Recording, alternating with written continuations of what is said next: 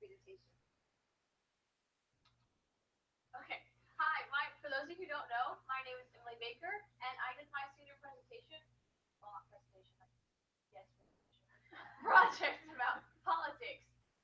Um, I haven't really always been interested in politics. Um, I actually had no idea. So in a mock election in 2008, I voted for Barack Obama because I liked the way his name sounded. And here I am in 2012 at a Mitt Romney campaign event.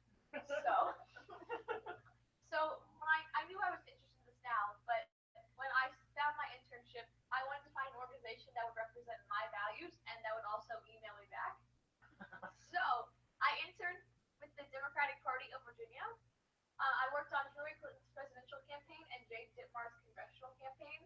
Um, I worked as a field organization intern in Region 13, which is comprised of Louisiana, Louisa, Goochland, Amelia, Powhatan, Albemarle, and Charlottesville. So it's all over the place, and it's really all encompassing.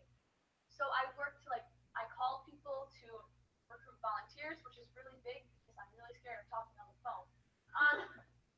I organized phone banks, organized voter registration drives, registered voters, attended community events. I met some really cool people along the way, including Governor Terry McAuliffe. This is me a photo of me at an internship event. My mentor was Gila Arbel, who is on the right. She was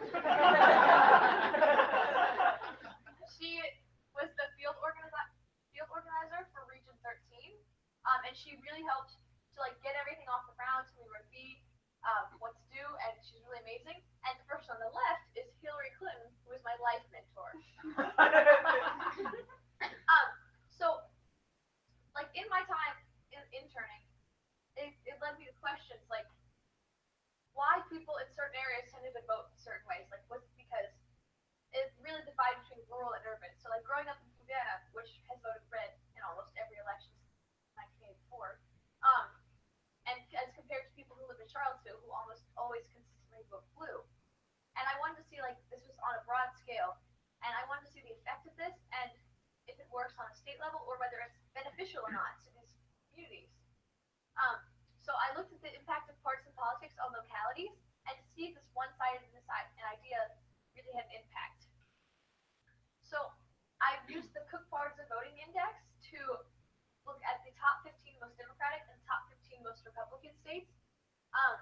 And then I compared them on the U.S. News and World Report rankings about, and so the lower the number is, the better.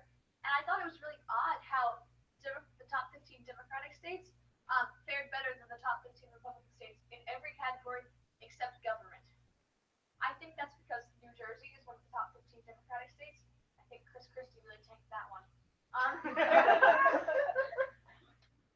But the overall ranking combined for Democratic states is 17.13, which is really low. I expected it to be around 25 for both of them. And for the Republican states, it was 34.5, which I thought was oddly high. So this led me to my community service, and I was wondering what to do. And so I founded the Political Awareness Club at our school. The Political Awareness Club is a place where we talk about current political issues and in a civil and respectful manner. It wasn't always this way. We have 80 members, so things can get a little hectic. And at the beginning of the year, it was a little hard to control because we had no idea what we were doing. And at some points, it turned into a Trump rally. And I'm really glad that people have such strong opinions, but it's not the best thing to be shouting in a club. Just be silent, respectful. So my first semester mentor was Mr. Jimmy Small, and he really helped get the club off the ground and really helped recruit people. I think we did a little too good of a job at recruiting. And our second semester mentor was Miss Esh, and she was really wonderful and helpful at helping me find meeting times and work with administration and do all the boring things. One of our biggest events of the year was our mock election. We had over 300 participants in it, and it actually mirrored the results in our county by closer than 2%, which I thought was really interesting. Because looking at the national trends, the youths tend to vote more Democratic, but it was not the case in Louisiana, which made me wonder about my research question again. For my legacy, I teamed up with Inspire Virginia, and they're a group that helps to register high school seniors across the nation. So thanks to Ms. Esch and the Governor School who have all been helping me, we've registered 93 people so far. We started last Monday, out of 273 members in the senior class. So we're 34.07% of the way there, which is really good for just 2 weeks to register voters. And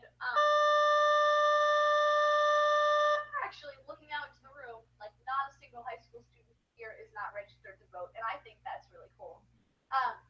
Our goal is to hit 65%, because when we hit 65%, we receive an award from the governor's office, and awards are really cool. So, and also I really like this project because it leaves a lasting impact on everyone involved, because like once you're registered to vote, you can participate in like your life. And so it's really cool that we can do that here and that people can get involved in the 2017 gubernatorial elections. Yeah. So one of my favorite quotes is, far and away the best prize life has to offer is a chance to work hard at work worth doing. So my advice to rising seniors and anyone who's going to go through the program is that find work that you think is worth doing. So like when you're interested in it, it doesn't really matter if it's hard work. And when it gets really hard, you can keep pushing because you know it's really what you love. So for my future, I plan on attending James Madison University to major in political science and intelligence analysis. So I'm really excited to see where that takes me. And thank you. Any questions?